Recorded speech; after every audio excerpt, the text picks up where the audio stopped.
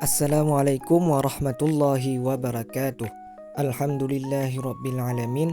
Wassalatu wassalamu ala ashrafil anbiya'i wal mursalin wa ala alihi wa sahbihi ajma'in.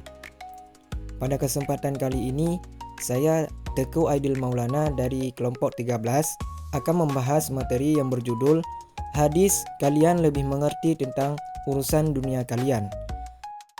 Di dalam Sahih Muslim yang diriwayatkan oleh Anas, yang artinya dari Anas bahwa Nabi SAW pernah melewati sekelompok orang yang sedang menyerbukkan pohon kurma.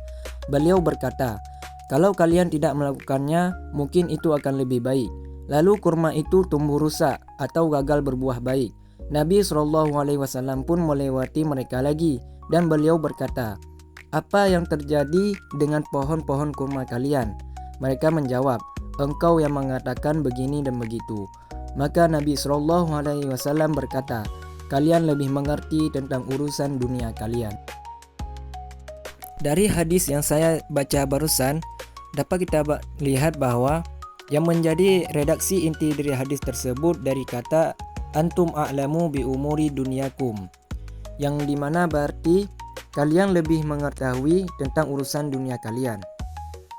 Dari hadis ini dapat kita pahami bahwa yang pertama, hadis ini menjelaskan tentang perbedaan antara wahyu dan ijtihad Nabi dalam urusan dunia. Ketika Nabi SAW berbicara dalam urusan agama atau syariat, maka itu bersumber dari wahyu dan harus diikuti sepenuhnya. Akan tetapi, ketika beliau berbicara dalam urusan teknis duniawi seperti pertanian, perdagangan, dan strategi teknis, maka itu bisa bersifat ijtihad pribadi dan umat bisa memiliki pengetahuan lebih baik. Dan hadis ini juga menjelaskan tentang pengakuan akan keahlian manusia dalam bidang dunia. Yaitu hadis ini memberi ruang bagi umat Islam untuk mengembangkan ilmu pengetahuan, teknologi, pertanian dan lainnya tanpa harus menunggu dalil khusus dari agama. Artinya, Islam tidak menolak sains dan keahlian praktis, bahkan mendorong pemanfaatan akal dan eksperimen dalam hal duniawi. Adapun takhrij dari hadis tersebut, yaitu perawi utamanya adalah Anas bin Malik dan Rafi' bin Khadij. Kemudian sumber utama dapat didapati dalam berbagai kitab seperti Sahih Muslim, Musnad Ahmad, dan Sunan Ibnu Majah.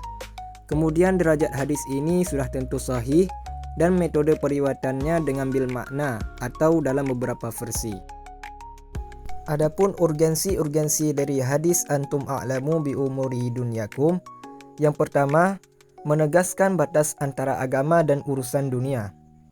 Hadis ini menjadi pedoman penting bahwa tidak semua pendapat Nabi SAW bersumber dari wahyu, khususnya dalam hal urusan teknis duniawi. Ini mengajarkan bahwa agama tidak mencampuri secara mutlak semua aspek teknis kehidupan.